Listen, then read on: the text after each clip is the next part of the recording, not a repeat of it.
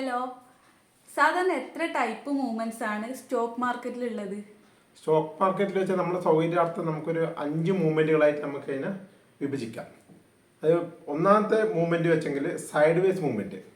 Side vase movement വെച്ച് സാധാരണ ഉണ്ടാകുന്നത് എങ്ങനെയാ വെച്ചാൽ ഒരു സ്റ്റോക്ക് അധികം ഉയരത്തിലേക്കും പോകില്ല, അധികം താഴെയും പോകില്ല. ഒരു ചെറിയൊരു മൂവ്മെന്റിൽ ഇങ്ങനെ സൈഡ് വേസിൽ പോയിക്കൊണ്ടേയിരിക്കും. അതായത് ഉദാഹരണത്തിന് നിഫ്റ്റി എടുക്കാം. നമുക്ക് നിഫ്റ്റി ഇപ്പോൾ 20,000 നിൽക്കുന്നതെന്ന് വിചാരിക്കാം. ആ നിഫ്റ്റിയുടെ പ്രൈസ് ഒരു മാസത്തിനുള്ളിൽ എത്ര മൂവ്മെന്റ് ചെയ്യുന്നു എന്നുള്ളതാണ് നമ്മൾ കണക്ക് കൂട്ടുന്നത്. ഒരു മാസത്തിനുള്ളിൽ 20,000 നിന്നും 20,200 20,300 വരെ പോകും. അതിനുശേഷം കുറച്ച് വീണ്ടും താഴേക്ക് വരും. ഒരു 19,800 ഇല്ലെങ്കിൽ 19,700 വരെ പോകും. അത് ആ രീതിയിൽ ചെറിയ രീതിയിലുള്ള അപ്പ് സൈഡും ഡൗൺ സൈഡുള്ള മൂവ്മെന്റിനെയാണ് സൈഡ് വേസ് മൂവ്മെന്റ് പറയുന്നത്.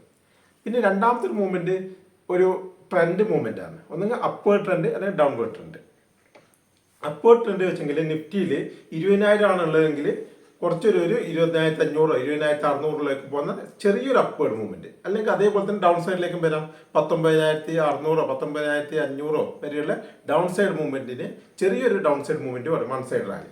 പിന്നീട് വെച്ചാൽ വലിയ ബിഗ് റാലി പറയും. അതെന്തെങ്കിലും ഇവന്റുകൾ ഉണ്ടാകുമ്പോഴോ സാധാരണ ഇതിലുണ്ടാകും. എന്തെങ്കിലും യുദ്ധം ഉണ്ടാകുമ്പോഴോ അല്ലെങ്കിൽ മറ്റെന്തെങ്കിലും പ്രത്യേക ഇവന്റുകൾ. അതായത് ഇപ്പോൾ നിർമ്മല സീതാരാമൻ ക്യാൻറ്റീൻ എന്നൊക്കെ ഉണ്ട്, ഒരു ബജറ്റുമായി ബന്ധപ്പെടുത്തിയിട്ട് ഉണ്ടായ ഒരു ക്യാൻറ്റീനാണ്. അപ്പോൾ അത്തരത്തിലുള്ള ക്യാൻറ്റീൻ ഉണ്ടാവുക വലിയ മൂവ്മെന്റ് ആയിട്ട് നിഫ്റ്റി നടത്തും. ഒന്നെങ്കിൽ അപ്പ് സൈഡിലേക്കും ആവാം, ഡൗൺ സൈഡിലേക്കും ആവാം. ഒരു 1000 1,500 പോയിന്റ് മൂവ്മെന്റുകൾ നടത്താം. ഡൗൺ സൈഡിലേക്കും അത് 1000 1,500 പോയിന്റ് മൂവ്മെന്റുകൾ നടത്താം. അങ്ങനെ 5 ടൈപ്പ് മൂവ്മെന്റുകളെ സാധാരണ രീതിയിൽ ഇതൊരു സ്റ്റോക്കിലായാലും ശരി ഇൻഡെക്സിലായാലും ശരി ഒരു 5 ടൈപ്പ് മൂവ്മെന്റുകൾ സാധാരണ നമുക്ക് മനസ്സിലാക്കാൻ വേണ്ടി 5 ആയിട്ടാണ് നമ്മളതിനെ വിഭജിച്ചിരിക്കുന്നത്.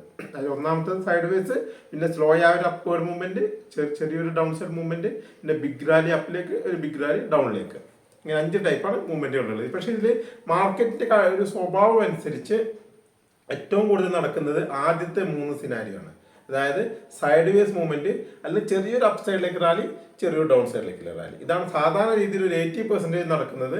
മറ്റു 2 മൂവ്മെന്റുകളും സാധാരണ എന്തെങ്കിലും ഇവന്റുകൾ വരുമ്പോൾ മാത്രമേ മറ്റു 2 മൂവ്മെന്റുകളും നടക്കാറുള്ളൂ മാർക്കറ്റ് സാധാരണ. ഓക്കെ, അപ്പൊ നമുക്ക് ഈ മൂവ്മെന്റ്സിലും തിരിച്ചറിയാൻ എന്തെങ്കിലും വഴിയുണ്ടോ? മൂവ്മെന്റ്സ് എത്ര ഉണ്ടാവും തിരിച്ചറിയാൻ ഒരു വഴി എന്താണെന്ന് വെച്ച് കഴിഞ്ഞാൽ വിക്സ്, അതായത് ഇന്ത്യ വിക്സ് എന്ന് പറഞ്ഞിട്ടുണ്ട്, വോൾട്ടാലിറ്റി ഇൻഡെക്സ്. വോൾട്ടാലിറ്റി ഇൻഡെക്സ് താഴെയാണെങ്കിൽ ഒരു 10 ഒക്കെ ആണെങ്കിൽ വളരെ ചെറിയ മൂവ്മെന്റേ ഉണ്ടാവുള്ളൂ എന്നാണ് പ്രതീക്ഷിക്കുന്നത്.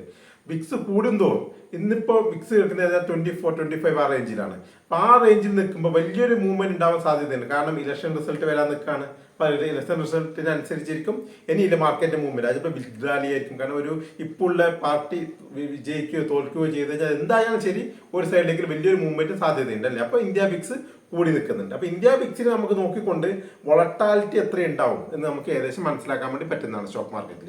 പിന്നെ നമുക്ക് സാധാരണ ഈ ഇവന്റുകൾ നമുക്കറിയാമല്ലോ. ഇപ്പോൾ പെട്ടെന്ന് വരുന്ന പ്രശ്നങ്ങൾ, ഇപ്പോൾ വാറൊക്കെ പെട്ടെന്ന് വരുന്ന ഒരു സംഭവമാണ്. അല്ലാതെ നമുക്ക് മുൻകൂട്ടി പെട്ടെന്ന് പറയാൻ പറ്റില്ല. എങ്കിൽ നമുക്ക് ഏകദേശം സ്റ്റോക്ക് മാർക്കറ്റിൽ ഒരാൾ വർക്ക് ചെയ്ത് സ്റ്റോക്ക് മാർക്കറ്റിൽ ഇൻവെസ്റ്റ് ചെയ്യുന്നുണ്ടെങ്കിൽ ഓവറോൾ എല്ലാ കാര്യങ്ങളും നമ്മൾ ജസ്റ്റ് ഒന്ന് അറിഞ്ഞിരിക്കുന്നത്, അവെയർ ഉണ്ടാക്കണം നമുക്ക് എന്തൊക്കെ കാര്യങ്ങൾ നാട്ടിൽ നടക്കുന്നുണ്ട് എന്നുള്ളത്. കാരണം എന്തെങ്കിലും ബിഗ് പ്രോബ്ലംസ്, ഇപ്പോൾ കൊറോണ വന്നിട്ടാകുമ്പോൾ പെട്ടെന്ന് ഇടിഞ്ഞു മാർക്കറ്റ്, വലിയ ഇടിഞ്ഞു. അപ്പോൾ അതൊക്കെ ഒരു ചെറിയൊരു അവെയർ ഉണ്ടായിരിക്കണം നമുക്ക്. പിന്നെ നമുക്ക് മനസ്സിലാക്കാൻ വേണ്ടി ഇൻഡിക്കേറ്റർ വെച്ചാൽ ഇന്ത്യ വിക്സ് ആണ്. അത് വിക്സിന് കൂടുന്നതിനനുസരിച്ച് അത് വോൾട്ടാലിറ്റി ഇൻഡെക്സ്, അത് കൂടുന്നതിനനുസരിച്ചിട്ട് മാർക്കറ്റ് വലിയ മൂവ്മെന്റ് തരാൻ സാധ്യതയുണ്ട്, വളരെയധികം സാധ്യതയുണ്ട് എന്നുള്ളതാണ് ഇത്.